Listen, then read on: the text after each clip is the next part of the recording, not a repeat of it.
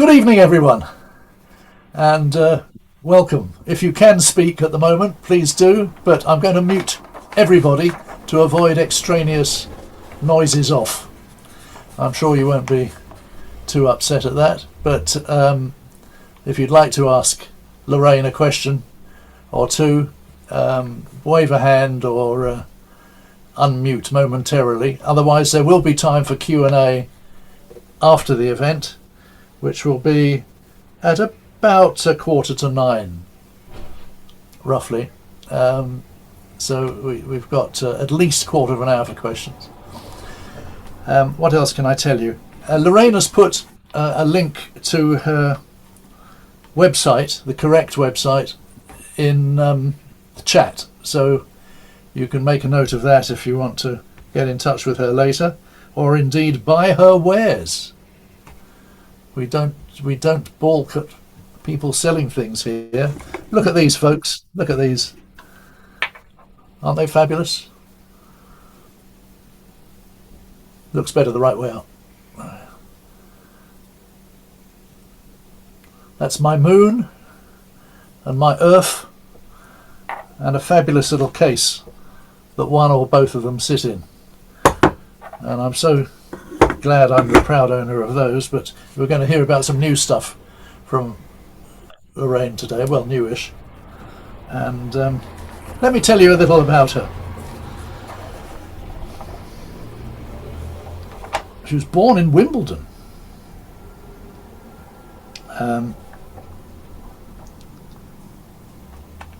work addresses specific themes, including environmental and social inequality and monumental journeys. This talk will give a background on how Ordnance Survey maps kick-started her career and how their enduring influence shapes her work today. I'm skipping bits because you'll learn them as we go through. Her work periodically dips into the Ordnance Survey archives at the National Library of Scotland, selecting historic maps for her pieces examining lost rivers, shifting landscapes, or commemorating a journey. But she also embraces historical and contemporary OS digital data to render ultra-fine relief detail and shift scale to bring the almost invisible to the fore. Her works include mapping the Thames from source to sea for the Thames Basin and for Thames water indeed, charting the River Wandle for a site-specific artwork near its confluence with the Thames, and a series of pieces examining the cuts and channels that drain the fens into the Cam, which is rather a nice map, as well as a host of commissioned artworks. I think that's enough. You'll get to know her better if you don't already. We met again at the Royal Geographical Society last month, where CCS had a stand for selling our books and so on, and if we do that again next year, you'd be very welcome. Come and help, then I can sit down and drink the beer. But it was very satisfying, and thanks to Nick Krebs and Phil Tyler, who helped enormously. Right, well, I think you're going to work your own slides, so I shall sit back and enjoy this and think up some googly questions for you. So, right. Ladies and gentlemen, Loraine Rutt. Thanks, Jerry, and thank you everyone for joining. I'm going to talk a bit about my inspiration for making pocket globes and my cartographic ceramics, which grew from my infatuation with maps and clay. And I'm trying to condense 40 years into 45 minutes, so please bear with me if I skip through some things, and there will be, as Jerry said, there'll be time for a Q&A at the end if there's anything that you'd like to sort of know in a bit more detail. I love this quote by Paul Theroux, said that cartography is the most scientific of the arts and the most artistic of the sciences, and I really hope that in 40 minutes time you might agree with him. But you're part of the Charles Close Society, so of course you do already kind of agree with that. My interest in maps began with a fascination for the craft of map making, and I was also drawn to the sense of adventure, that human desire to explore and to voyage and to travel and to discover, which is the essence that maps both depict and enable. And more recently, my work has focused on how maps influence how we see the world and our place in it. I've always loved maps. It started on family holidays with Ordnance Survey maps on the breakfast table, and very quickly the marks and the dashed lines became synonymous with the adventures to sandy beaches. And last November, I had the pleasure of welcoming James Cheshire to my studio, who has interviewed me for the current edition of Imago Mundi, the academic cartographic periodical. And I'm very proud to say that I'm the first kind of living cartographer, I think, in a new feature that the magazine is doing called A Life in Maps. And when the editor asked me who I would like to interview me, I said James Cheshire would be nice, and within minutes he came back and went, yes, I'd love to do it. So anyway, he came to my studio, which is the photograph here is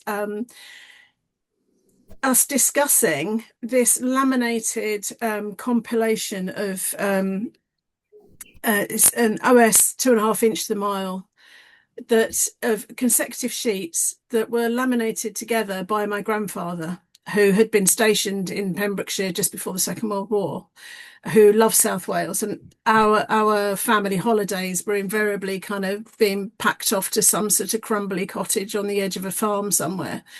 And this map would be on the edge of the breakfast table. And one of my favourite childhood memories is synonymous with this inset map. So if the inset detail of that map of Bosherston, and for me, this little bit of the map, it's one of my favourite childhood memories. It was a walk past lily ponds and the possibility of seeing otters, over a stile at the end of the lily ponds, over sand dunes, down to a glorious beach with rock pools, and then the return journey, and then a stop for a cream tea at the infamous Bosherston tea rooms.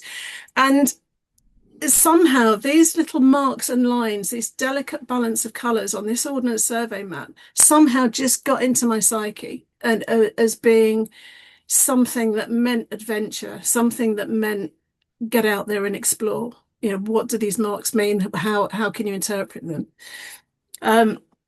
So when I left school, quite young, we relocated. My mother sadly passed away when I was 15, and we came to London to live with my grandparents.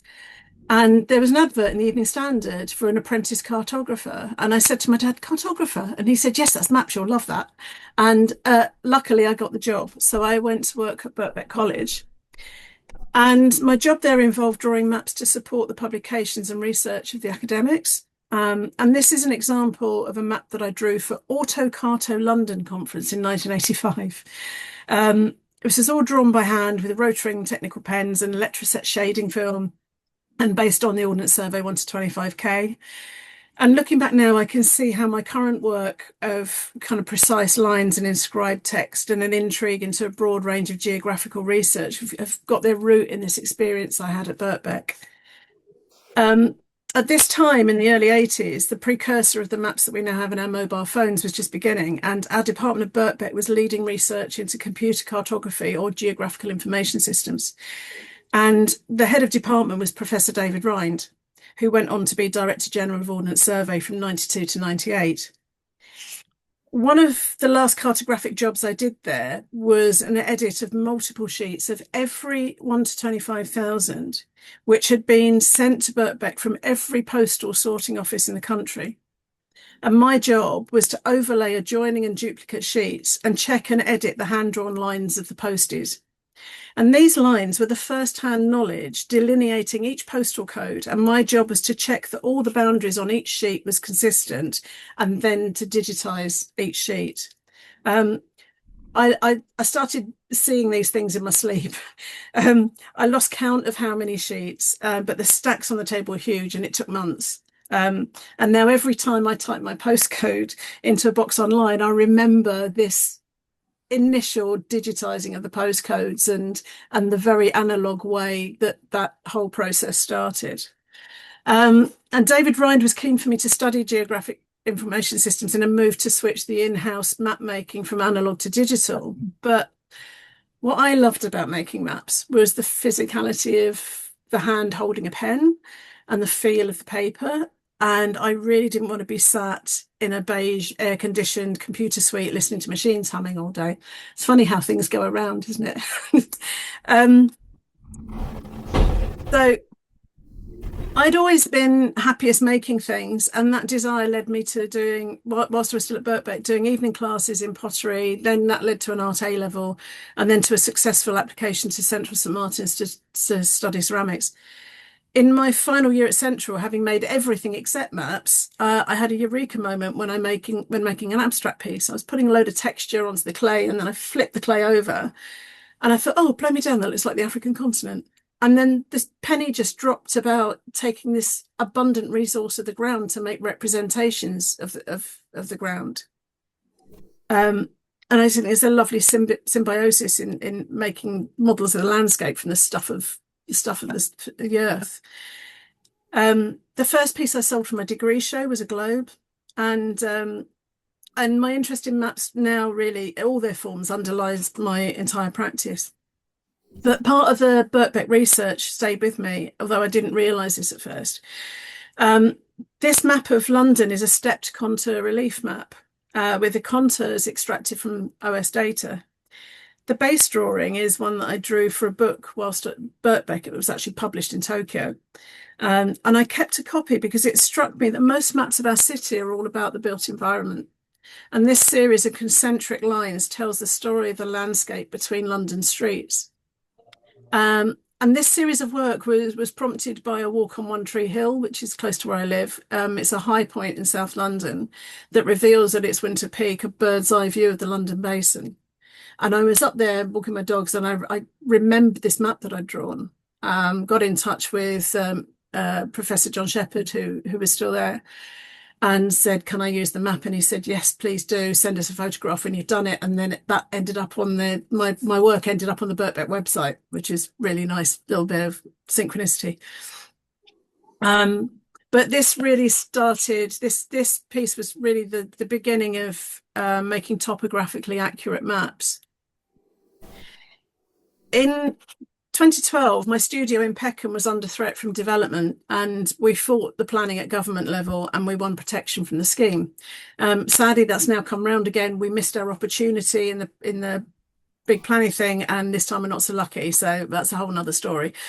Don't get me started on bars and nighttime economy and all that stuff. Anyway, with the gentrification of Peckham came the displacement of generations that called it home. And this reminded me of Charles Booth's poverty maps, which I'm sure you're all aware of, which tell the story of the wealth divide in the city in the 1890s through these colour-coded streets. And Booth utilised the OS 25 inches to the mile for the hand-coloured field drafts for his surveys. I made this series called Modern Booth, which shows how the wealth divide still exists. Without the resources of Booth and the OS, I sought out contemporary data sets.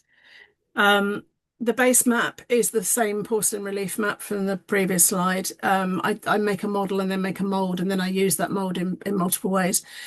But in these, the blue shaded council ward data sets, these come from the London Policy Institute report on child poverty, which was published in 2013.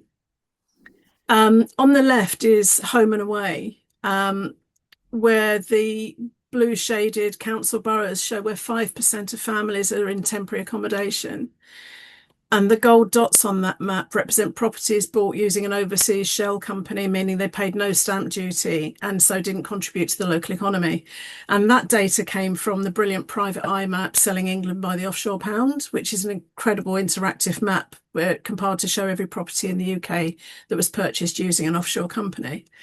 In the centre, the piece to have and have not is it depicts council boroughs where more than 20% of children are living in poverty. And the gold dots are from Savile Estate Agents' 2013 publication Prime London, which shows houses that sold for over £1 million. And then on the right, we have Zoopla, which estate agent online marketing tool, which I'm sure you're all aware of, but it always, to me, it sounds like playing a game, playing the property market. And it's my generic take on playing the property market, where the ideals have shifted to investment instead of homes for people to live in. And it uses Dutch gold leaf to swathe areas of the city in faux gold. And I am absolutely delighted to share with you that the London Museum purchased this triptych in 2019, and fingers crossed, it's at least one of them is scheduled to be on one of the permanent galleries when it reopens in Smithfields in November. This most recent piece that I've made using this same London landscape is so the base map is based on the OS contours, but it's an interpretation of a 19th century map which was published by Stamford's, which was called London Before the Houses. And the modern booth pieces in the previous piece sort of had shown that the main change in demographic of London from Charles Booth's time is along the eastern banks of the Thames, an area previously connected to the docks that were historically poor but are now really valuable real estate. So having worked closely on these relief topographies for a while, it struck me just how much investment in real estate is sited on the Thames floodplain. Sorry to anybody who lives there. Winding back a bit, so one of the additions that I make a lot of edition pieces, and there are threads that have kind of woven through my 40-year career, and it sort of depends on different exhibitions that I'm invited to take part in, that how I interpret that. But there are themes, there are wall pieces and three-dimensional pieces, and these journey vases are something that I've made pretty much since I was at college. And they're coil pots. And I don't know how many of you are familiar with pottery, but coil pots is where you roll a sausage of clay and you bend it round and you build the pot vertically with a consecutive coils of clay. And normally you pinch the clay together and then you smooth it off as you go, making a surface that's ready for some form of decoration. But with these pieces, each consecutive coil is a reminiscence of a shifting horizon from a journey. I ride a motorbike and I used to travel a lot by road, and I'd remember the twists and turns of a route, especially if it's somewhere I'd not been before, and I'd quite often make sketches when I arrived somewhere. And then when I got back to the studio, I'd be sort of looking at these sketches and remembering things like whether it was a rocky outcrop or a weathered or substantial tree or a stunning view. And I would try and work these into the pot. So so I deliberately chose not to pinch and smooth the pieces, so that each consecutive layer as you go up the pot becomes the shifting horizon from a journey. The piece on the left it was a journey that I was a passenger in a car, and I was actually sketching as we went, and it was a journey from the Roseland Peninsula in southern Cornwall to St Ives, and then we were walking around St Ives looking around the various headlands, and I was really struck by the almost 270-degree view of the sea that you get from various points of the headland. So I tried to convey this expansive horizon with the rim of the pot flaring out. And then on the right is a map of a New Year's Day walk along the southwest coast path from Portlow via Narehead, across Pendower and Carn beaches, through Verrion, where really frustratingly, as we got to the pub, we heard the door shut and bolt from the inside, and we had just missed the lunchtime session. And then we walked back to Portlow. The walk this is the same Narehead vase, but looking down on the top of it. The walk was largely along cliffs, and it was one of those incredibly warm and still days that you can get in winter in Cornwall. And the sun just shone, and it was just amazing. And looking 95 metres down on the sea from Narehead, the water just was glowing like a mirrored mill pond. It was absolutely beautiful. And I made a few sketches that evening, mainly about rounding the headlands and the shifting views. And, 1 second you're looking at the ground to make sure the ground's stable for where you're putting your feet. And then the next minute you're staring out to sea looking for ships or seals or whatever. The But for much of the path along the cliffs, there's a plummet potential, and I'm quite a vertiginous person, so I was approaching this path with a mixture of at once being in awe of the landscape, but also absolutely terrified. And so I was trying to convey that in this piece. But with most of my work, I sort of draw a map, and so I drew and sketched this form before I started, and the maps that I drew were from the Ordnance Survey map that I'd carried with me that day, that kind of 1 to 25,000. This piece, which Jerry mentioned in the introduction, is about kind of dissecting sections of the cam and fitting it into a nice, neat square platter. This is about 40 centimeters square. And it's a very shallow, very, very shallow dish to sort of reflect the very, very flat landscape it represents. On the right hand side, you can see some sections of drawing, and you can just about see the kind of crumpled indents where I've traced the map, traced through the paper into the clay surface. And the photo at the top is the different sections of the cam. I kind of wanted to get it into sections that were roughly the same size, and then I could reorient it to make it fit, so I could get the whole from the source down to the Great River Ouse. And it was just really, I wanted to make a piece that kind of illustrate the river networks, because they're so often not seen on maps of the built environment. They're just such a thin line, and yet none of the built environment would be there without this essential water source. So I wanted to do something that just brought the rivers to the fore, and really played with this idea about how dwellings, how cities, how villages, how farms, and so how this built environment kind of expands in and around water. As well as making the big square platter, I also made a series of tiles that could either be shown sort of horizontally or on a vertical line. Again, it's another view of the drawings on the right hand side, and then on the left, these detail shots.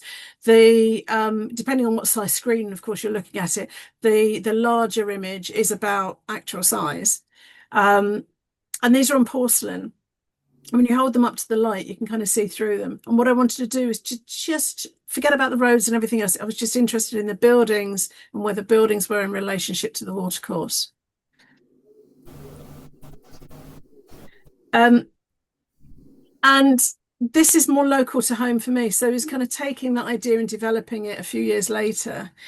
I made a series called Peckham Postcards, which I sold at my open studios. And my dogs used to play in a very large semi-permanent puddle on Peckham Rye Park. And the River Peck had been subsumed into Bazalgette's sewer system as Peckham expanded from a rural market garden into an urban conurbation with the advent of the railway. And having earlier made an edition of London's Lost Rivers on the same London relief base that I've showed earlier, I set out to find where the river's original course might have been, and to see if the dog's little water park was a bit of the River Peck trying to resurface. Anyway, what I did was I traced the contours again from OS 1 to 25,000, which is the drawing on the right, and then I found a series of large-scale maps from different points in history that showed the river. And the first one I could find was John Rock's map of Surrey from 1768. And you can just see a trace of the river going from One Tree Hill down towards the Thames. And I also found Stanford maps of 1852, which the porcelain one in the middle, that's from 1852. And you can just see that light indent at the top is the newly built and almost instantly obsolete Surrey Canal. They finished the canal, and 10 years later they built the railway, and so all the investors who put their money into Surrey Canal. Anyway, and then the drawing on the right is the OS from 2004. So it gets all the buildings in Peckham from the 1 to 25,000. My studio is, you can see the two railway lines kind of converging in sort of the top centre, and my studio is sort of right in the middle of that. Anyway, by dropping these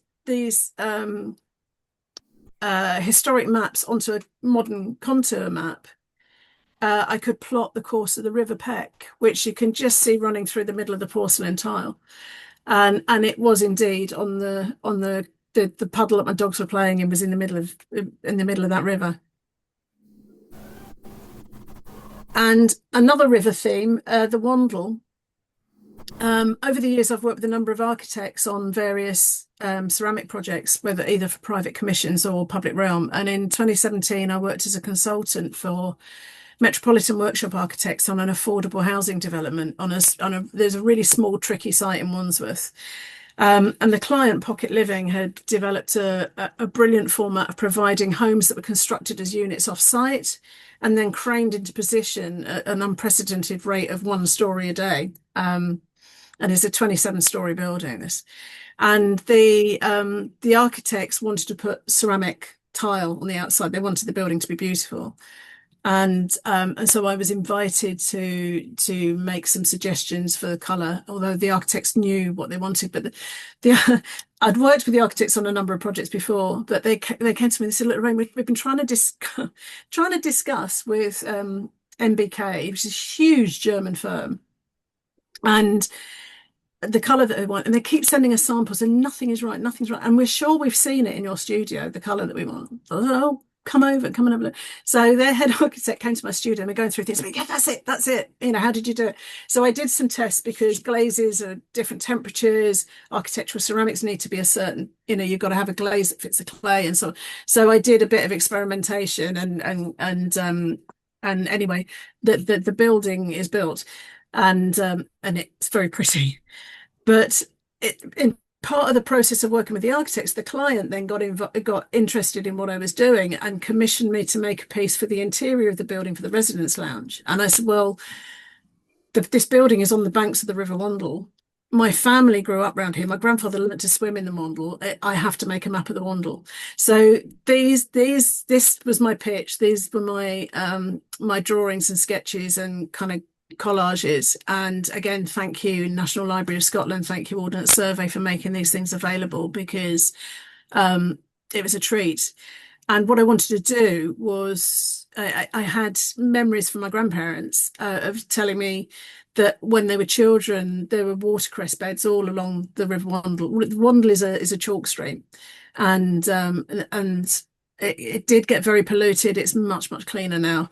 But this incredible river powered mills, powered William Morris's mills at Merton Abbey, as well as kind of feeding the local area with market gardening along its course. So on the left-hand side is a sample tile of the pieces that I picked out, and then those are the drawings. And then this is the building. So on the left, delighted that Metropolitan Workshop won loads of awards. They won REBA awards for this building of affordable housing. And that green is the most beautiful iridescent green glaze, which looked fantastic on a teacup. And now it's on a 27-story building. And then this beautiful river kind of rolling past. And then the centre and right-hand side are details of the tile panel that I made, which is the River Wandle.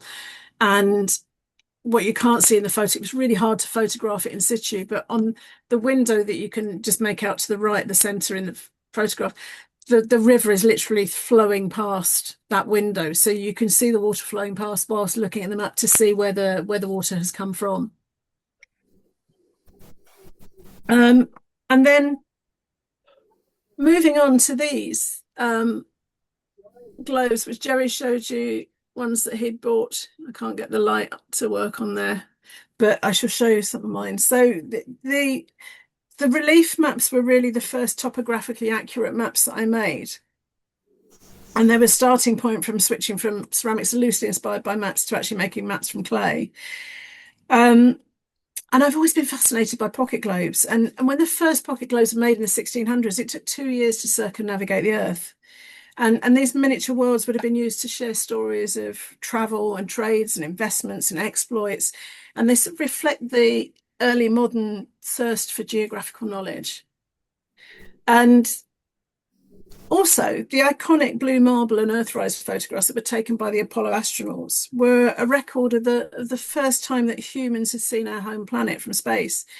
And they gave us this sense of perspective about the scale and the preciousness of our planet in the universe. And that, these images are widely credited with being the birth of the environmental movement.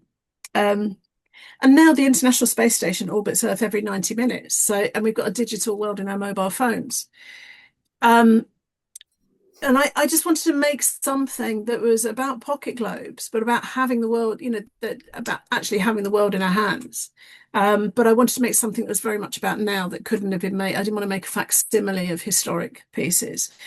And so I think for me, I love digital maps. I love the accessibility of it all online. But for me, you cannot beat, if I go walking, I want the Ordnance Survey map in my hand. I don't want an app. Thank you very much. I want the physical map in my hand because I want to see what the other possibilities are as well. And there's just something about the feel of that paper in your hand. And when I developed these globes, I didn't make the connection at first, but I tried lots of different clay, tried lots of different colorways. And it was only after I'd been making them for a year or so, and I suddenly, penny just dropped that it feels like this, the smoothest parts feel like the folded paper from an OS map, and the colors are the color palette from that as well. That bit of it was incidental, but I think it's just that subliminal influence of Ordnance Survey just kind of coming through. And what I wanted to do with these was to make globes that had a tangible connection to Earth, and these are intended as face-to-face conversation starters for people to remember journeys, remember locations, or to inspire travel or inspire thought or conversations. They're made of the stuff of the ground, the clay is from the surface, and I wanted them to have like the familiarity of a pebble you might pick up from the beach.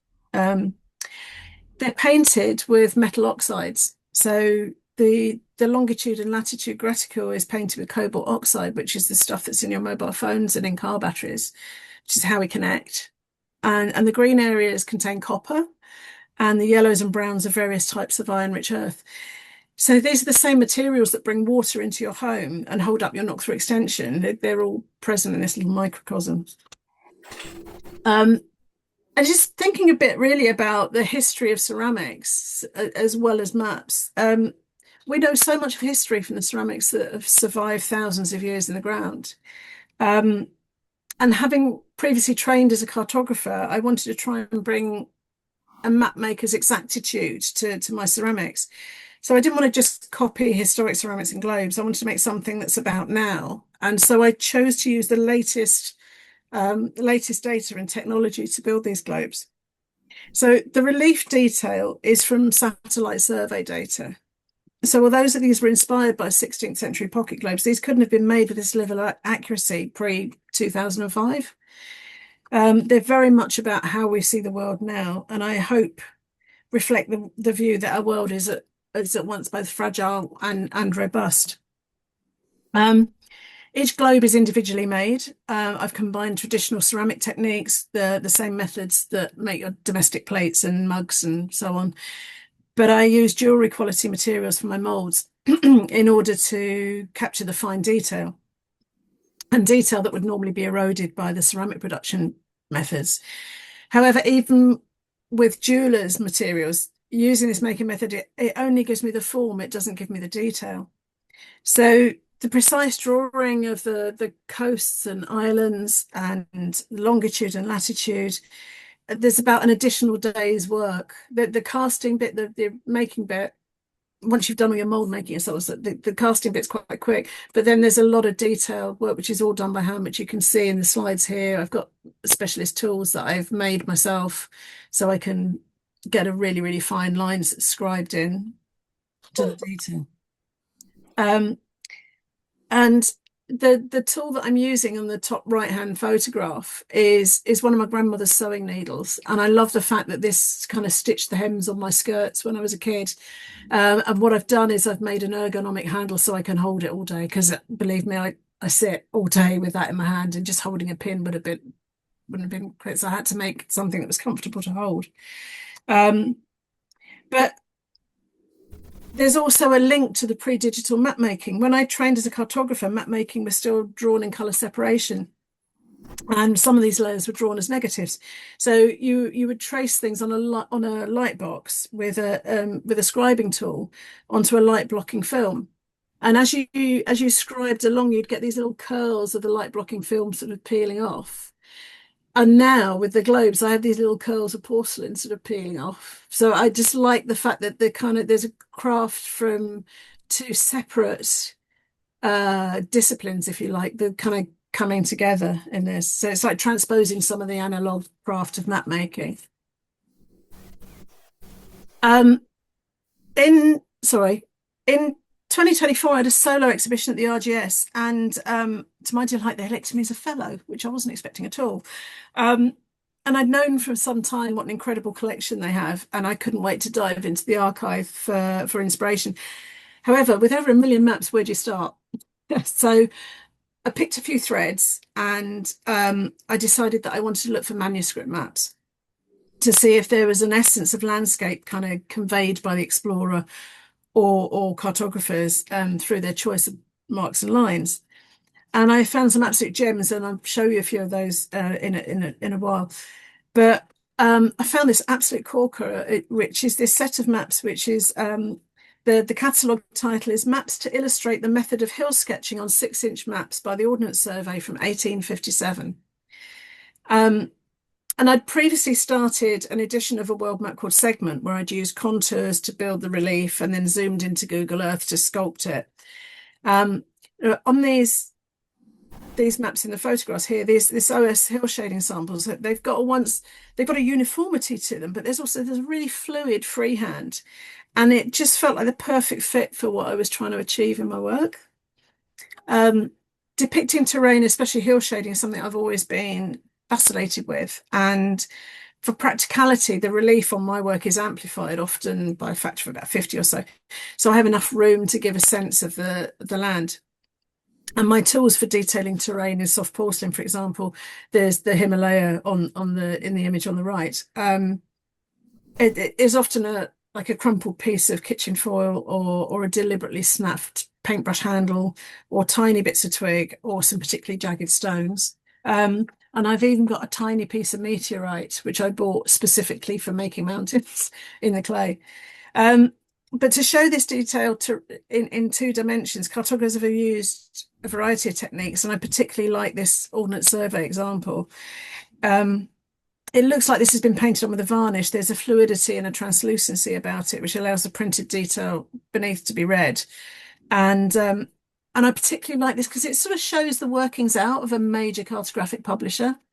It's just a lovely little insight into how they developed their idea. And this is a little bit of work in progress on the world map, which I'm about to show you. So, as I've said previously, most of my work starts with a drawing, and the drawing on the left, which is the globe gauze, is a contour drawing, and I used those to then cut out layers of very, very thin porcelain. And you can just make out in the central photograph, I've got the base of the UK cut out, and that's the tip of a scalpel that it's balanced on there, and that's just before I apply it to the lower level of the tile. And then the image on the right is where I've built all the layers up, and I've started to use some tools to kind of model the relief detail.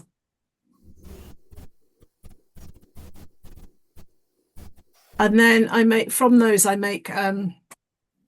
each master tile, I then make a plaster mold, because there is so much work, as you can imagine, building up all of these, that if I was just to make it as a one-off, I'd drop one on the way to the kiln, then I've lost a month's work. So I make plaster molds, and that's my sort of security. And then all of my work is an edition. So, and then the edition sizes vary depending on what the pieces are.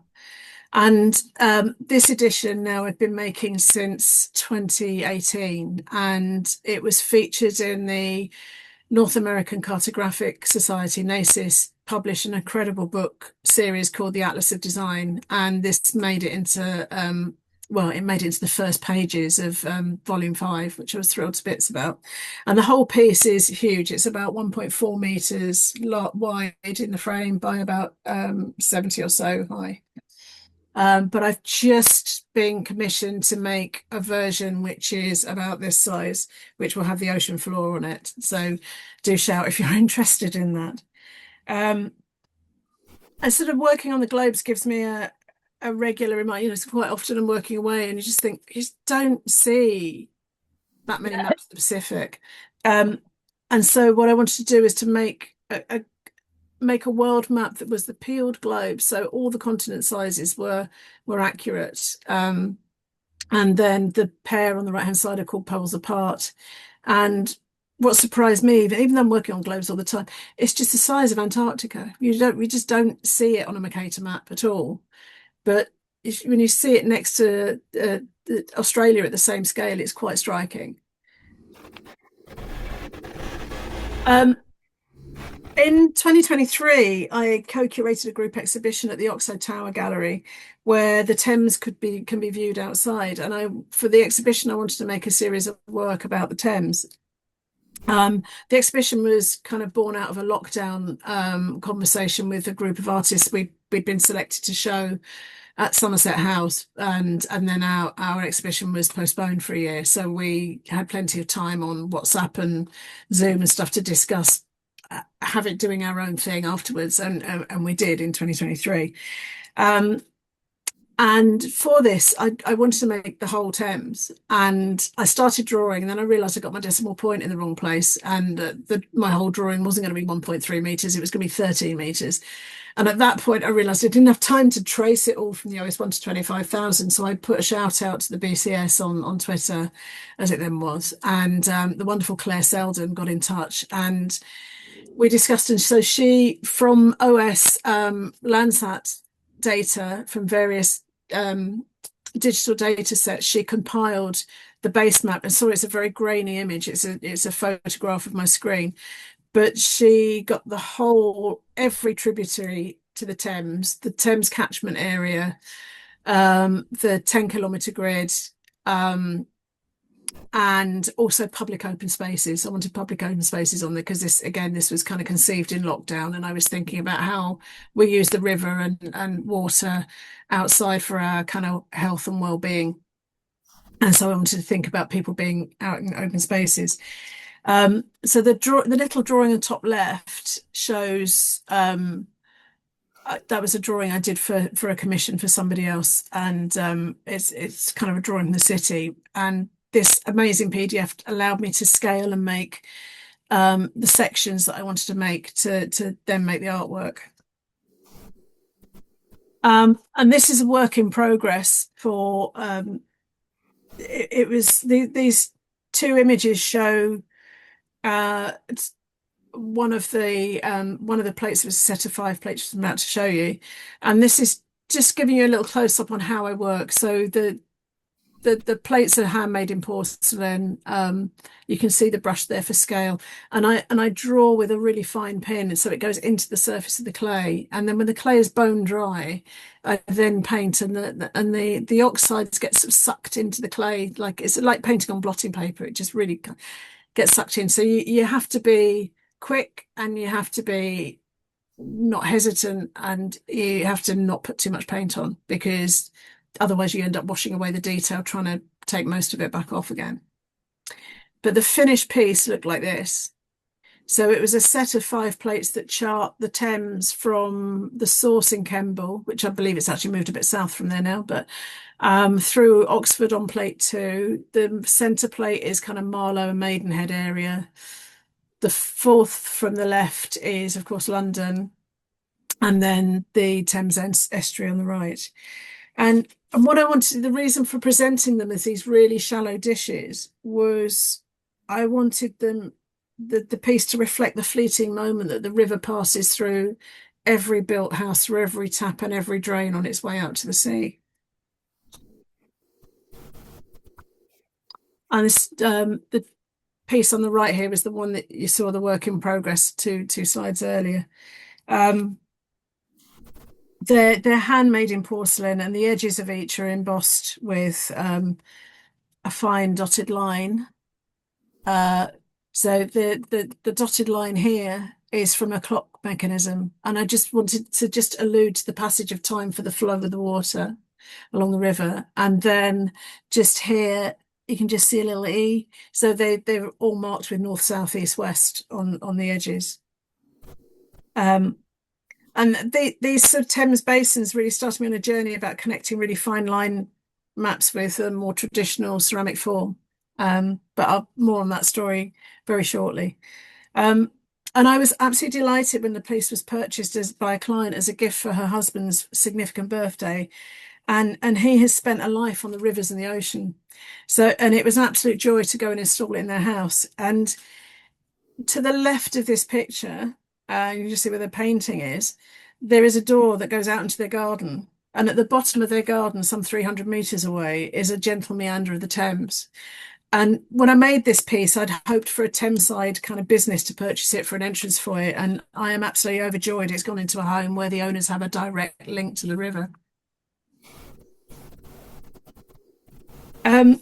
I made several pieces about the Thames for the OXO, for the Tangible exhibition. And one of the pieces, well, two of the pieces was actually a collaboration with one of the other artists, Sharon Griffin, who makes figurative sculpture. And one of the things that happened during lockdown were we were chatting about the exhibition, and a few of us just, wouldn't it be nice to collaborate?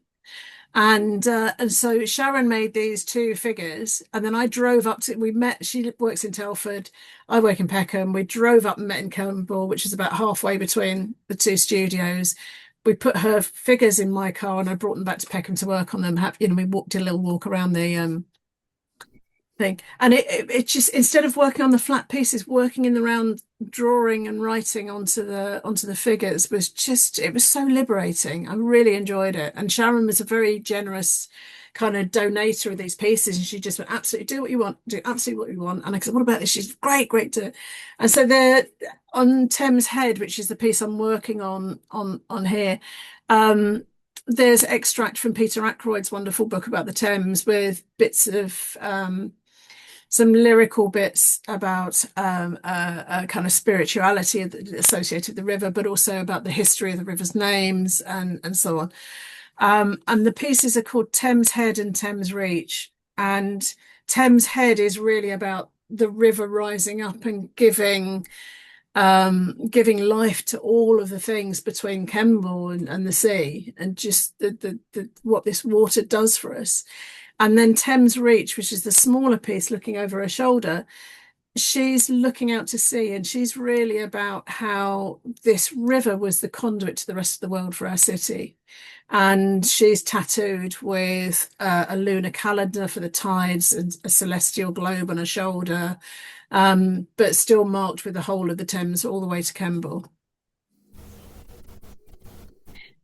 And this piece, Thames Water, is another pic made from the same data set that the other pieces were made from, but this one was a really fine relief detail, and I didn't have time to model this one by hand, so I commissioned a CNC router. So this was kind of actually cut from Ordnance Survey data.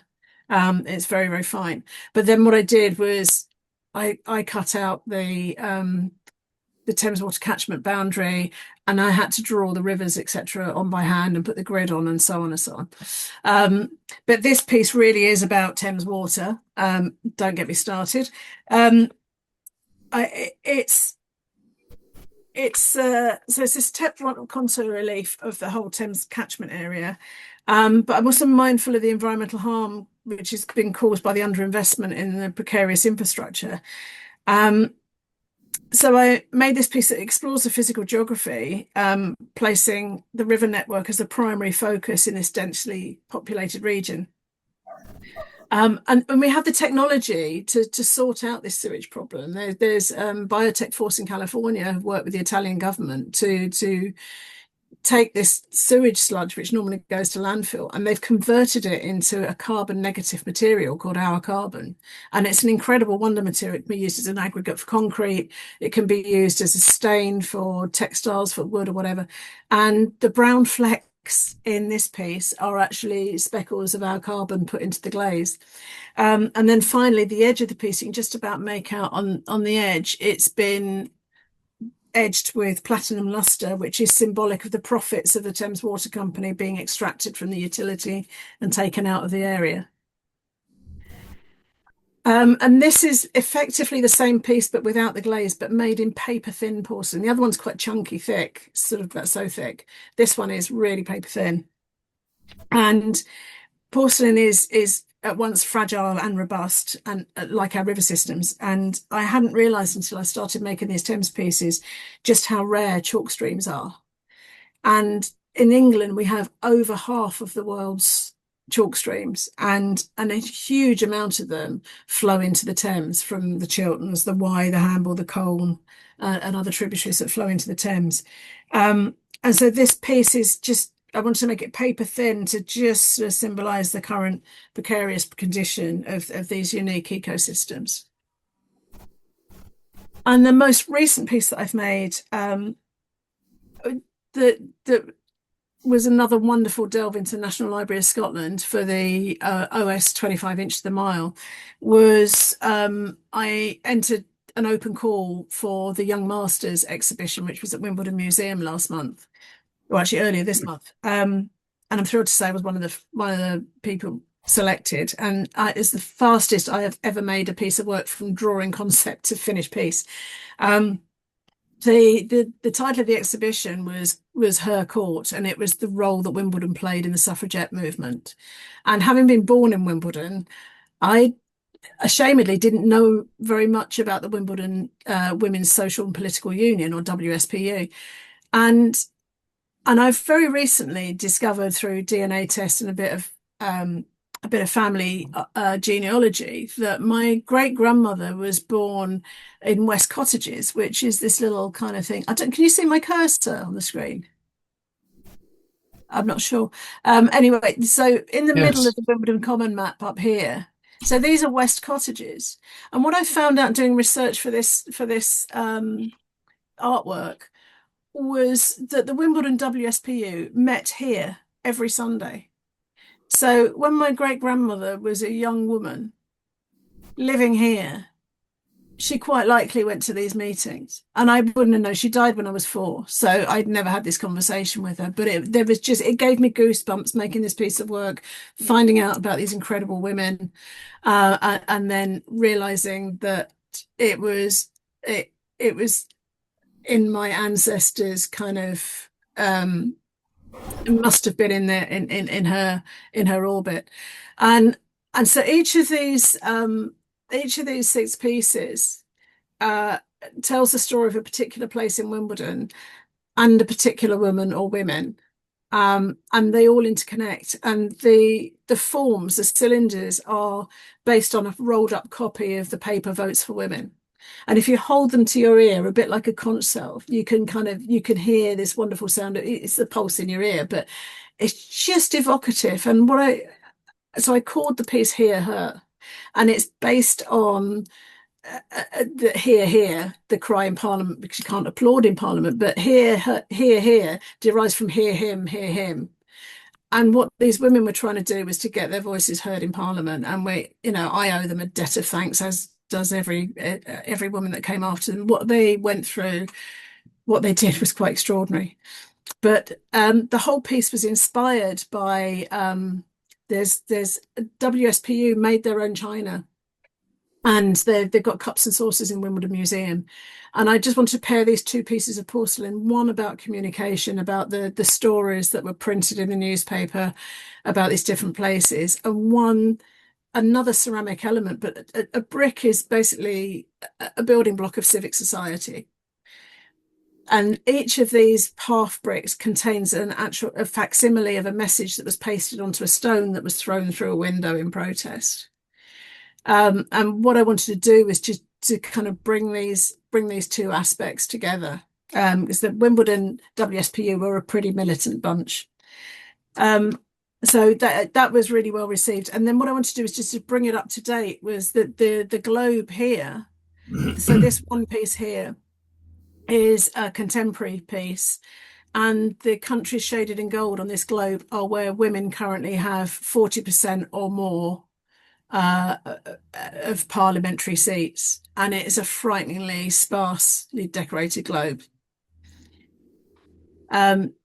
So that's the most current piece. How are we doing for time, Jerry?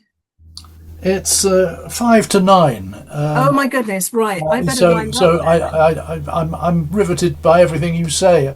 If anyone needs to go, they will. But if you want to carry on, please do. Well, I'm gonna whiz through these next couple of slides then, because I just wanted to show you a little bit of the RGS research I've been doing. I'm not going to read the things that I've written, but I've been doing research in the RGS.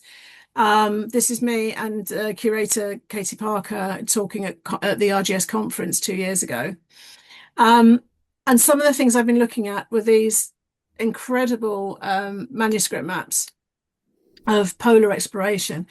And these were drawn by George Mulock, who was cartographer to Scott. And these beautiful drawings are the sledge journeys that they undertook between in 1901. And one of the things that I was really fascinated by trying to find was to see if you could get a sense of the landscape or a sense of the topography from the lines and the marks and how the cartographers had drawn in just a few select marks to get a sense of it. And in cartography, it's most common to draw coastlines or features with a black pen, but Mulock chose this incredible blue ink. And to me, it just instantly went, oh my goodness, that's the colour you see if you look into an ice crevice. I had the good fortune to go up to Mer de Glace near Chamonix before it had retreated the miles it's retreated, and just going inside the glacier and just looking at the colour in there and thinking about the history and stuff was just phenomenal. So these really sort of struck a chord. And then Amundsen's cartographer, Ikeda Nogakusha, drew this exquisite thing. And when I first saw the map on the right as an image, I thought it was printed, but it's not. It's the most exquisite freehand drawn, freehand and then ruled drawing. And then there's lovely bits of text and so on there, and the whole thing is tiny. The whole thing's only about so big. It's just really, really little, delicate, beautifully drawn map. And so I saw those before I'd completed my world map for the RGS exhibition. And so I borrowed a bit of Ikeda's mark making to look at contemporary ice anomalies. So these are from 1978, which was another data set that was in the archive. And then this was last year, 2024. It's a little bit depressing, but this is how I'm trying to I'm kind of being influenced by the work research that I'm doing at the RGS. And then finally, very quickly, the librarian told me that they had this map of Japan in the collection, and I just bring it, I want to see it. And what blew me away by it is this just gorgeous tentacle patterns in the sea. And the other sort of 17th century maps that are in the collection, or world maps, the Western maps, are all printed with kind of latitude and rum lines and ships on there, and it's all about kind of going overseas and sort of conquering lands and going to see things. And here we've got a map of Japan just sitting really self-assuredly in the ocean, very kind of, here's all our prefectures, and this is it. And these octopus tentacles reminded me of the NASA film Perpetual Ocean, which is, if you haven't seen it, please look up Perpetual Ocean, NASA. It's the most beautiful 3-minute or 20-minute, depending on how far you want to go, visualization of actual survey data that was collected from, I think, 2005 to 2007. And their clever audiovisual people put it together into this beautiful video with the globe rotating and zooming in and zooming out and just showing these patterns of ocean currents. And the Japanese plate reminded me of that, and I thought I want to make something that is about both of these things, about a contemporary ocean currents. And the bottom right image on this screen is my work in progress for that. And at no point in that video or organizer does the video pause on the Western Hemisphere and Eastern Hemisphere, as I'd already drawn and inlaid and got these plates ready. They're big charges; they're about so big, and so these really capture my visceral response to watching that film over and over again. So I drew on the plates first with the soft pencil, and then once I got a feel for the currents being correct, then I went in with my needle pen and scribed in and kind of committed those. And I'm just going to finish by showing off again and just saying I'm absolutely thrilled that the RGS bought the Perpetual Ocean Western Hemisphere for their collection, and they're buying a display cabinet, and it's going to be on display in the foil room alongside the Japanese plate that inspired it. Oh, well done. Well done. So, Which Japanese island was that one we've just seen? this On the right there. it's a map of Japan, but I think it's upside down. No, it's not upside down. Is it all of Japan? It's all of Japan, but I think Hokkaido's missing. Uh-huh. I mean, it's sort of very generalized. It's very sort of shallow relief. Fascinating. I mean, it's a beautiful thing. And I was just frustrated because Katie wouldn't let me pick it up and touch it and go back to this one. So she's got to hold it with the gloves on. I'm thinking, it's porcelain, you can't hurt it. It's the whole reason I make things in porcelain is so you can pick it up and handle it. You can put these in a dishwasher. Honestly, they're so robust. Unlike the paper things where you have to be so careful in the archives, obviously. But my things are about being able to touch this kind of representation of the planet. But, well, I'm not going to risk a dishwasher, but they look splendid on the unit here in London, and they're always admired. Thank you. Well, I'm sorry I've overrun. I just got a little bit carried away on a couple of things there, but it's only 9 o'clock. Can I ask if anyone has a question for Loraine?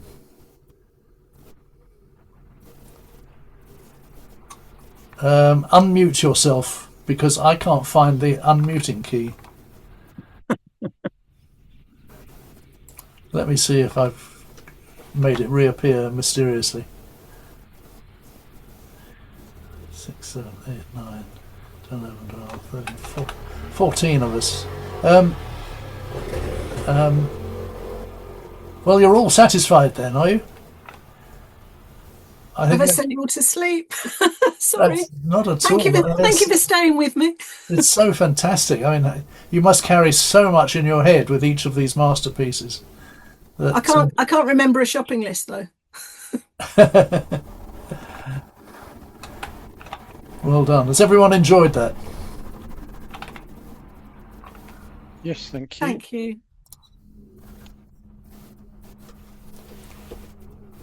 Where's the button that says we can clap you? React. There we are. React.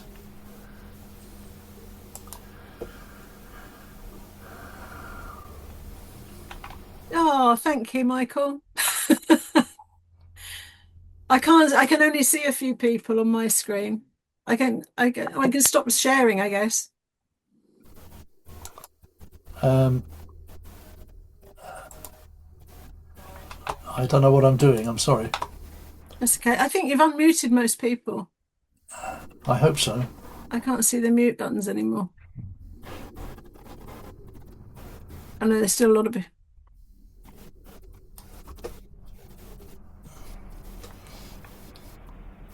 Well, thank you so much for listening. Honestly, I mean, it's sort of, I do a lot of research for all of the pieces that I make. So, and because I love maps, I just end up doing a deep dive into every subject that I work on. So there's tons of stories. I suppose like maps themselves, maps hold so much information and layers and layers and layers, and you can take a general look at them, or then you can sort of dive into each aspect of it. And I think that's what I try and do with my work, is make things that hopefully will continue to be engaging sort of to future generations, maybe, or that and I think with relief work as well, the person who bought the couple that bought the very first world map, I went to install it. Well, and then they came to an exhibition about a year or so later, and they'd built a conservatory extension that had some roof lights on it.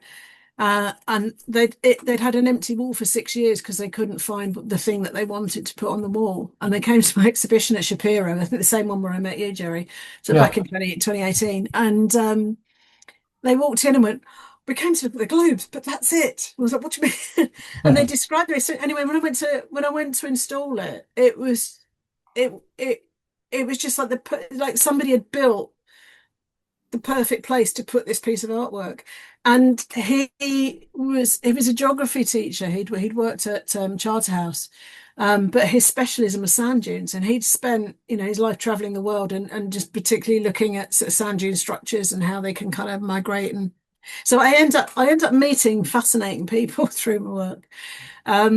But they said to me when I saw them sort of a year or so later, they just said it amazes them how every different light kind of coming into the room, it just looks different. They see other things in it, depending on how the light falls on it. So Well, can I just remind everybody, because I think you're a bit modest here, if you'd like to buy any of Lorraine's work, her correct addresses are on screen now. And where did we put it? In chat was the other link to you, wasn't it? yeah, I think I put the links in the chat. But if you search my name with one R and Google, you'll find me. And both my websites have a contact form as well. I'd normally at this stage say I've got an exhibition coming up and so and so, but I'm actually been living in a caravan for 14 months because builders destroyed my house last year, and now we have builders still finishing my house. So I've got a lot of tiling and all sorts of projects. So I actually haven't got any exhibitions coming up in the next few months. But I should probably have an open studio in at the beginning of December. Well, good luck with all of that. And, Thank you. Are you going to tile your own house then when you Yeah. get rid of them? Yes. Yeah, I'm putting we've got handmade Yorkshire handmade bricks that have been cut into tiles. So Oh. I'm doing the back wall of the downstairs extension. So I haven't done very much yet. And I'm doing the bathroom as well because I wanted to lay them out a particular way. And I just know that if like the contractor's regular tiler will come in and it will annoy me forever. I've made, I think I haven't really shown them here, but I used to make a lot of tile panels, and they'd be commissions for particular places. So then I'd go and install. So I've got a 40-year career of tiling as well. Oh, God. Well, once again, thank you very much, Loraine. Loraine with one R, Rutt with two T's, and bye. Thank you very much. Thank you very much. Keep in touch with us, and what I'd like to do is to put this on our website. I think everyone here probably understands that. I forgot to announce it, but that has been recorded and will go, if Loraine agrees, onto our CCS website into talks, what we have been given, and that will be a splendid one, I think. And don't forget to put your a safe contact point in those as well, because there will be some people not here today who will want to buy some, I'm sure. Can I do? Oh, you don't need the slides because that will go in with the recording anyway, won't it? So it's in the recording. Yes. Yeah, of course. Yeah. I hope. I mean, we'll check it carefully, and if you like what you see, we will check it technically. And but I think we had nil interruptions, and that should be pretty safe and good to watch all over again. So lovely to see you, Loraine. Thanks very much for seeing that through, and I hope you've enjoyed doing it. Well, thank you very much for the invitation. It's been a pleasure. I know you've said it many times before, but thank you. That was splendid. So I'm going to say thank you for coming, everybody. And what can I tell you? We've got a possible other speaker for next month, but he doesn't want to commit at the moment, which is a bit difficult. And for those of you who like coming to the London map show live at the Goodman pub in Highgate, next to Highgate Station, I have been promised that they will come up with some Saturday dates over the next 2 months. I can only tell you what I've heard this weekend. So we're back in business, hopefully. And I'm very grateful to them. And here we go, here we go, here we go. So thank you once again, Loraine, and good night, everybody. Thank you. Good night. Bye-bye. Thank you.